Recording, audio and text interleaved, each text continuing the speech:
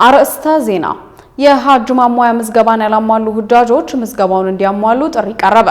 በአማራ ክልል ጃዊ ወረዳ በተከሰተ አተት መሰል በሽታ 52 ሰዎች ሲያዙ የሁለት ሰዎች ሕይወት አለፈ። የዩኒቨርሲቲ ተማሪዎች ከመመረቃቸው በፊት አገራቸውን እንዲያገለግሉ የሚያስችል አሰራር ሊተገበር ነው ተባለ። በኢትዮጵያ 20 ዓመታትን ያስቆጠሩት ኬንያውያን ስደተኞች ወደ ሀገራቸው ሊመለሱ ነው ተባለ። አልጄሪያ የጸጥታው ምክር ቤት በፍልስጤም ጉዳይ አስቸኳይ ስብሰባን እንዲጠራ ጠየቀች። ትራምፕ ኢትዮጵያ፣ ቱርክና ዩናይትድ አረብ ኤምሬትስን ጨምሮ በ10 ሀገራት ላይ ቀረጥ ጣሉ። ሃንጋሪ ራሷን ከዓለም አቀፍ ወንጀለኞች ፍርድ ቤት እንደምታገል አስታወቀች። ቱርክ እስራኤል በአልአቅሳ መስጂድ ላይ የፈጸመችውን ጥቃት አወገዘች። በረመዳን ከ122 ሚሊዮን በላይ ምዕመናኖች የሁለቱን ቅዱሳን መስጂዶች ጎበኙ። በመዲና የሳዑዲን ፖሊስ የተማታችው ግለሰብ በቁጥጥር ስር ዋለች። አሰላሙ አለይኩም ወራህመቱላሂ ወበረካቱ። ድና የተከበራችሁ የነጃሺ ቲቪ ተመልካቾች ነጃሺ መረጃችን ተጀምሯል። ከመረጃዎቹ ጋር ሀያት ከማል ነኝ። አብራችሁን ቆዩ። የሐጅ ማሟያ ምዝገባን ያላሟሉ ሁጃጆች ምዝገባውን እንዲያሟሉ ጥሪ ቀረበ።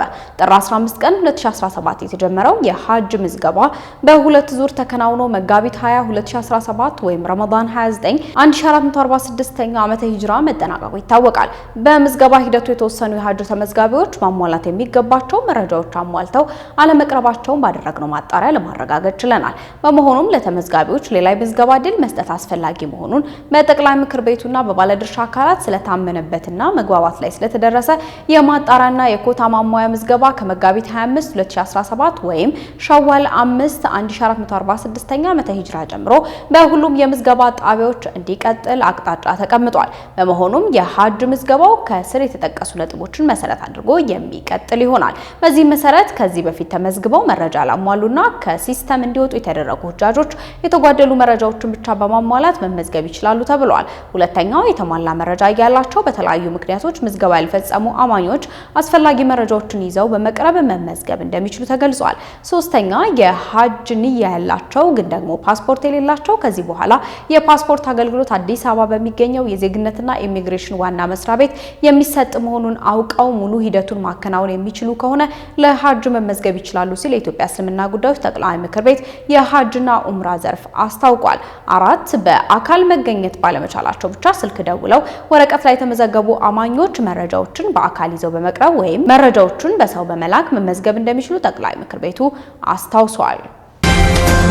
በአማራ ክልል ጃዊ ወረዳ በተከሰተ አተት መሰል በሽታ 52 ሰዎች ሲያዙ የሁለት ሰዎች ሕይወት አልፏል። በአማራ ክልል ጃዊ ወረዳ አተት በሚመስል በሽታ የተያዙ ሁለት ሰዎች ሕይወት ማለፉን የወረዳው ጤና ጽሕፈት ቤት ተወካይ ለቢቢሲ ተናግረዋል።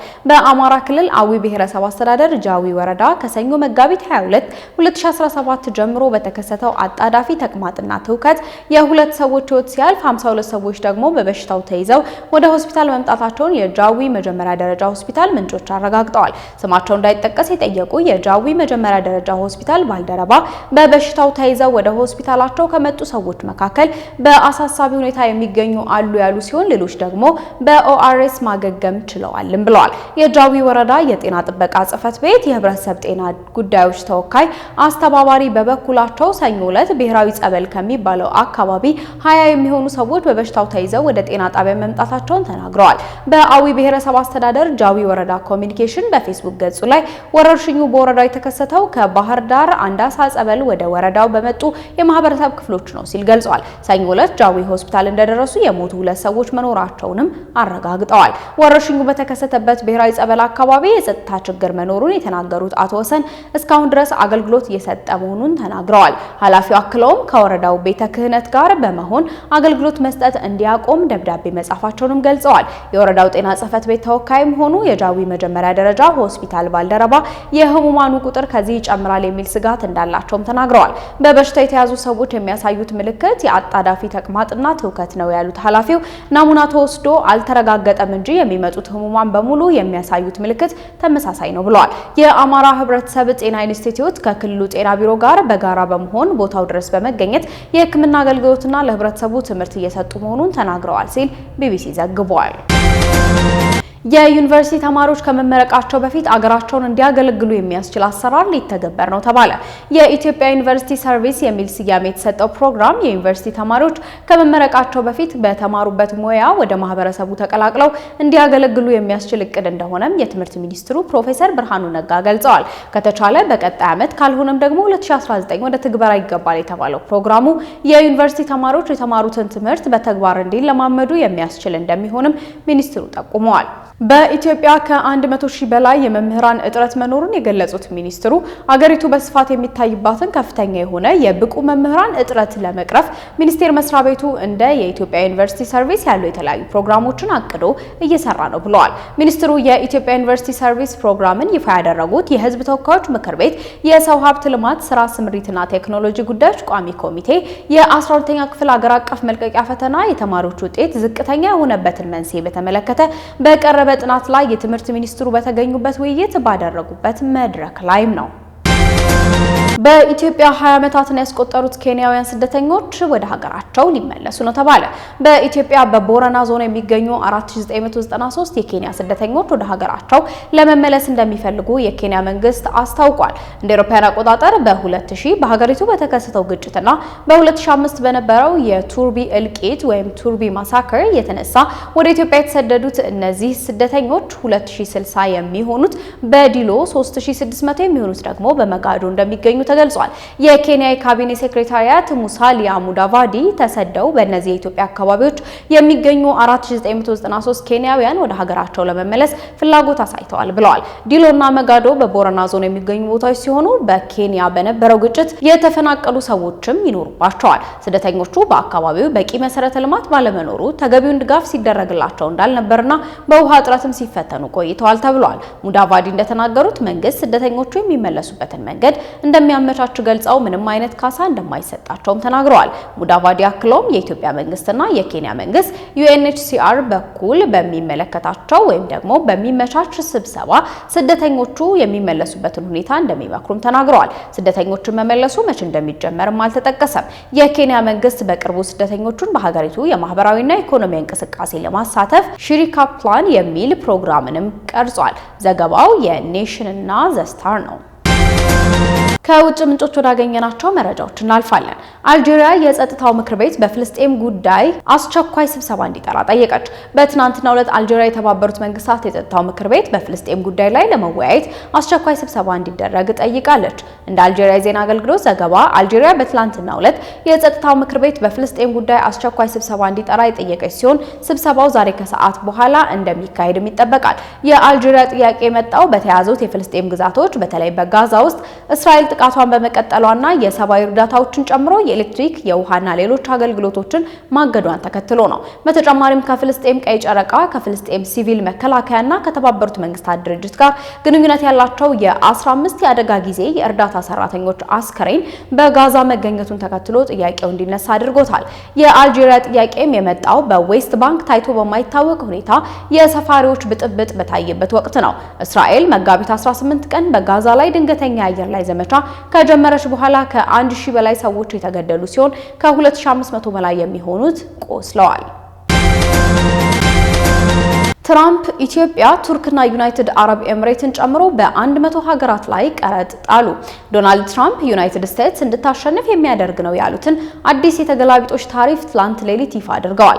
ትራምፕ በአስፈጻሚ ትዕዛዝ የጣሉት ታሪፍ በዓለም ላይ ኢኮኖሚያዊ ድንጋጤን እንደሚፈጥርም ይጠበቃል። ከዋይት ሀውስ የወጣው መረጃ ወደ 100 የሚጠጉ ሀገራትን ዝርዝርና ዋሽንግተን በአይነት የምትጥላቸውን የታሪፍ ዋጋዎችን አምጥቷል። አንድ ከፍተኛ የዋይት ሀውስ ባለስልጣን ከትራምፕ መግለጫ በፊት ባደረጉት ንግግር ፕሬዝዳንቱ ሁሉም ሀገራት ላይ መሰረታዊ ታሪፍ እንደሚጥሉ ተናግረዋል። መጠኑም 10 በመቶ ሆኖ የተቀመጠ ሲሆን ከኤፕሪል 5 ጀምሮ ተግባራዊ ይሆናል ሲሉም ተደምጠዋል። ይህ በተደረገበት የታሪፍ ሰለባ ሀገራት ዝርዝርም እንደ ዩናይትድ ኪንግደም፣ ሲንጋፖር፣ ብራዚል፣ አውስትራሊያ፣ ኒውዚላንድ፣ ቱርኪ፣ ኮሎምቢያ፣ አርጀንቲና፣ ኤልሳልቫዶር፣ ዩናይትድ አረብ ኤምሬትስ እና ሳውዲ አረቢያ ይገኙበታል። የዋይት ሀውስ ባለስልጣናት ከኤፕሪል 9 ጀምሮ ተግባራዊ እንዲሆን በ60 ያህል የስርዓቱ ደጋፊ ባልሆኑ ሀገራት ላይ ልዩ አጸፋዊ ታሪፎችን እንደሚጥሉም ተናግረዋል። እነዚህ ሀገራት በአሜሪካ ምርቶች ላይ ከፍተኛ ታሪፍ ያስከፍላሉ ወይም በሌላ መልኩ የአሜሪካን ኢኮኖሚያዊ ግቦችን የሚጎዳ መንገድ ተንቀሳቅሰዋል ተብለው የሚታመኑ ናቸው። ለነዚህ የታሪፍ ተመኖች ተገዢ የሚሆኑት ቁልፍ የንግድ አጋሮች ደግሞ የአውሮፓ ህብረት 20 በመቶ፣ ቻይና 54 በመቶ፣ ቪየትናም 46 በመቶ፣ ታይላንድ 36 በመቶ፣ ጃፓን 24 በመቶ፣ ካምቦዲያ 49 በመቶ፣ ደቡብ አፍሪካ 30 በመቶ፣ ታይዋን 32 በመቶ ታሪፎች የሚጣሉባቸው ሲሆን በካናዳና በሜክሲኮ ላይ የተጣሉ ምንም ተጨማሪ ታሪፎች አለመኖራቸውም ተሰምቷል። በተያያዘ ዜናም ኢትዮጵያ ከአሜሪካ የቀረበላትን አዲሱን የታሪፍ አወቃቀር እንደምትቀበል አስታውቃለች። ይህ አወቃቀር የኢትዮጵያ ምርቶች ወደ አሜሪካ ገበያ ሲገቡ የሚጣልባቸውን ታሪፍ 10% ብቻ በማድረግ ተወዳዳሪነታቸውን ያሳድጋል ብሏል። መንግስት ይህ ውሳኔ በሁለቱ ሀገራት መካከል ያለውን የንግድ ግንኙነት ለማጠናከርና የኢትዮጵያን ኤክስፖርት ለማሳደግ ወሳኝ እርምጃ መሆኑን ገልጿል። የገንዘብ ሚኒስቴር ውሳኔውን ተከትሎ እንዳስታወቀው ይህ አዲሱ የታሪፍ አወቃቀር ኢትዮጵያ እንደ ቪየትናምና ባንግላዴሽ ካሉ ትልልቅ የማምረቻ ማዕከላት ጋር ስትወዳደር የተሻለ እድል እንዲኖራት ያደርጋል። የ10% የታሪፍ መጠን ለኢትዮጵያ ላኪዎች ከፍተኛ ማበረታቻን ይሰጣል ሲል ሚኒስትሩ አስታውቋል። ይህ የኢትዮጵያ ምርቶች በአሜሪካ ገበያ ተወዳዳሪ ዋጋ እንዲኖራቸው በማድረግ የፍላጎትና የኢንቨስትመንት መጨመርን ያመጣል ሲሉ ተስፋን ጥሏል ሲል ካፒታል አስነብቧል። ከ95 በመቶ በላይ የሚሆኑት የጋዛ ትምህርት ቤቶች በጦርነት ወድመዋል ተባለ። ዩኒሴፍ፣ ሴቭ ዘ ቺልድረን እና ሌሎች የመብት ተሟጋቾች ቡድኖች በጋራ በመሆን ይፋ ያደረጉት አዲሱ ሪፖርት እንደሚያሳየው ከሆነ እስራኤል በጋዛ ላይ ሙሉ ጦርነት ካወጀች ወዲህ 95 በመቶ የሚሆኑት በግዛቱ የሚገኙ ትምህርት ቤቶች ወድመዋል ብለዋል። በዋናነት የሳተላይት ምስሎችን መሰረት አድርጎ የተዘጋጀው ሪፖርቱ በጋዛ ውስጥ ከሚገኙት 564 ትምህርት ቤቶች 403ቱ በቀጥታ ኢላማ ተደርገው መመታታቸውን የሚያሳይ ሲሆን ከነዚህ ውስጥም 85 ሙሉ በሙሉ የወደሙ፣ ሌሎች 73 ትምህርት ቤቶች ደግሞ ከፊል ውድመት ማለትም ቢያንስ ግማሹ ክፍላቸው የወደሙ ናቸው ብለዋል። ሪፖርቱ 88.5 በመቶቹ ወይንም ከ564ቱ 499 ትምህርት ቤቶች እስከ ዳግም ግንባታ የሚደረግላቸው ከፍተኛ የሆነ ስራን የሚፈልጉ ናቸው ያለ ሲሆን ይህ ካልሆነ ግን ትምህርት ቤቶቹ አሁን ባሉበት ሁኔታ ተማሪዎችን ለማስተናገድ ብቁ አይደሉም ተብሏል። ከዚህ በተጨማሪም ዩኒሴፍ እና ሴቭ ዘ ቺልድረን ከሌሎች ተባባሪ አካላት ጋር በመሆን ያወጡት ሪፖርት እስራኤል ትምህርት ቤቶቹን ኢላማ ከማድረጓ በተጨማሪ ትምህርት ቤቶችን ለወታደራዊ ሰፈርነት ብሎም እንደ ተጠርጣሪዎች መመርመሪያ ጣቢያና ጊዜያዊ እስር ቤት አድርጋ ስትጠቀምባቸው ነበርም ብሏል። ቱርክ እስራኤል በአልአቅሷ መስጂድ ላይ የፈጸመችውን ጥቃት አወገዘች። ቱርክ እስራኤል በትናንትናው ዕለት በተያዘችው ምስራቅ ኢየሩሳሌም በሚገኘው አልአቅሷ መስጂድ ላይ የፈጸመችውን ጥቃት አውግዛለች። የቱርክ የውጭ ጉዳይ ሚኒስቴር በትናንትናው ዕለት ባወጣው መግለጫ የኔታንያሁ ተባባሪዎች በአካባቢ ያለውን ውጥረት የበለጠ ለማባባስ አደገኛ እርምጃ ወስደዋል ብለዋል። ሚኒስቴሩ የኔታንያሁ መንግስት በጋዛ ወታደራዊ ዘመቻን በማስፋፋት እንዲሁም በዌስት ባንክ ህገወጥ ሰፈራ ስለመቀጠሉ የሰጠው አዲስ መግለጫ እስራኤል ዓለም አቀፍ ህግ ያላትን ግልጽ ንቀት ያሳያል ብለዋል። ዓለም አቀፉ ማህበረሰብ ቅዱሳን ቦታዎችን ለመጠበቅ ተጨማሪ ግጭቶችን ለመከላከልና እስራኤል ግዛቷን በወረራ ለማስፋፋት የምታደርገውን ጥረት ለማስቆም እርምጃ መወሰድ አለበት ብሏል። የእስራኤል ብሔራዊ ደህንነት ሚኒስቴር ኢታማር ቤን ጊቪር ከህገወጥ ሰፋሪዎች ጋር በመሆን በትናንትናው ዕለት ወደ አልአቅሷ መስጂድ ገብተዋል። ይህ ጉብኝታቸው የአይሁዶች በዓል መቃረቡን ተከትሎ መሆኑን አናዶሉ ዘግቧል። በረመዳን ከ122 ሚሊዮን በላይ ምዕመናኖች የሁለቱ ቅዱሳን መስጂዶችን ጎብኝተዋል። የታላቁ መስጂድ አልሐራም እና የነብዩ መስጂድ ጉዳዮች ጠቅላይ ባለስልጣን እንዳስታወቀው በረመዳን ከ122 ሚሊዮን በላይ ምዕመናኖች በተቀደሱት ቦታዎች ተገኝተዋል። ከነዚህ መካከልም 16 ሚሊዮን 555241 የሚሆኑት ኡምራ አድራጊዎች ሲሆኑ 92 ሚሊዮን 132169 የሚሆኑት ደግሞ በመስጂድ አልሐራም ምዕመናኖች ናቸው። 30 ሚሊዮን 154543 ምዕመናኖች ደግሞ በነብዩ መስጂድ ጉብኝት አድርገዋል። ባለስልጣኑ ከጊዜ ወደ ጊዜ እየጨመረ የመጣውን የምዕመናን ቁጥር በማስተናገድና በተከበረው የረመዳን ወር ሙሉ እንቅስቃሴውን ያለማቋረጥ እንዲያካሂድ ለማድረግ የመንግስቱ አመራር ያላሰለሰ ድጋፍ አድንቀዋል። ባለስልጣኑ የቅዱሳን ቦታዎችን መንፈሳዊ ጠቀሜታ በመጠበቅ ረገድ ያላቸውን ወሳኝ ሚና በመግለጽ የሐጅ ጉዞን ልምድ በማመቻቸት ለተሳተፉ በርካታ ግለሰቦች ከአስተዳደር ሰራተኞች እስከ በጎ ፈቃደኞች ያለውን ምስጋና አቅርበዋል። ሃንጋሪ ራሷን ከዓለም አቀፍ የወንጀለኞች ፍርድ ቤት እንደምታገል አስታወቀች። ሃንጋሪ ከዓለም አቀፍ የወንጀለኞች ፍርድ ቤት አባልነት ራሷን እንደምታገል አስታውቃለች። በጠቅላይ ሚኒስትር ጽህፈት ቤት ከፍተኛ ባለስልጣን የሆኑት ጌርጌሊ ጉሊያስ ሀገራቸው ሃንጋሪ ራሷን ከዓለም አቀፍ የወንጀለኞች ፍርድ ቤት ወይንም አይሲሲ እንደምታገል አስታውቃለች። ሃንጋሪ ውሳኔውን ያሳለፈችው የእስራኤሉ ጠቅላይ ሚኒስትር ቤንያሚን ኔታንያሁ ጉብኝትን ተከትሎ ነው ተብሏል። የሃንጋሪው ጠቅላይ ሚኒስትር ቪክቶር ኦርባን ስለ እስራኤሉ ጠቅላይ ሚኒስትር ያቀረቡትን ግብዣ ተከትሎ ቤንያሚን ኔታንያሁ ለ4 ቀናት ጉብኝት ወደ ሃንጋሪ ተጉዘዋል። በእስራኤልና ሐማስ ጦርነት ሳቢያ የዓለም አቀፉ ወንጀለኞች ፍርድ ቤት የእስራኤሉ ጠቅላይ ሚኒስትር ቤንያሚን ኔታንያሁ በጋዛ ላይ ንጹሃን ጭፍጨፋ እንዲካሄድ አድርገዋል በሚል ክስ አቅርቦባቸው እንደነበር ይታወሳል። ዓለም አቀፉ ወንጀለኞች ፍርድ ቤት በጋዛ የጦር ወንጀሎችን ፈጽመዋል በሚል ባለፈው ህዳር በኔታንያሁ ላይ የእስር ማዘዣ ከወጣ በኋላ የእስራኤሉ ጠቅላይ ሚኒስትር የአውሮፓን ምድር ሲረግጡ የመጀመሪያቸው ነው።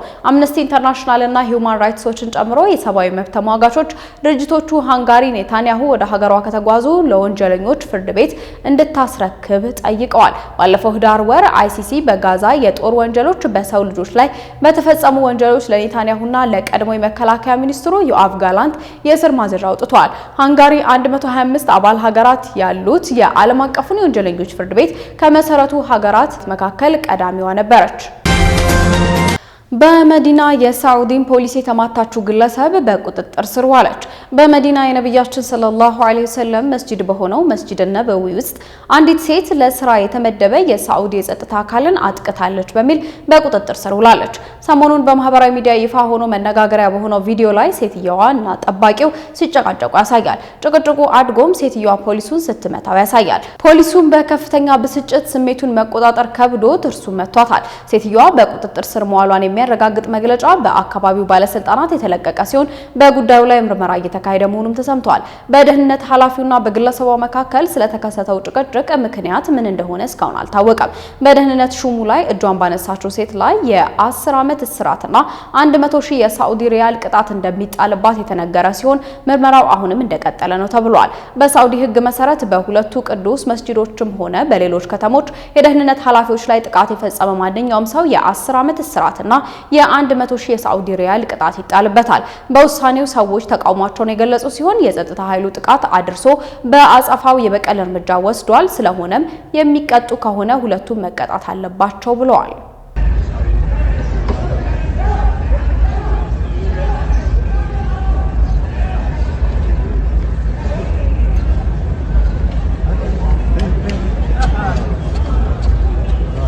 ውድና የተከበራችሁ የነጃሺ ቲቪ ተመልካቾች ነጃሺ መረጃችን የተከታተላችሁትን ይመስል ነበር። ከመረጃዎቹ ጋር ሀያት ከማል ነበርኩ። ሰላም አለይኩም ወራህመቱላሂ ወበረካቱ።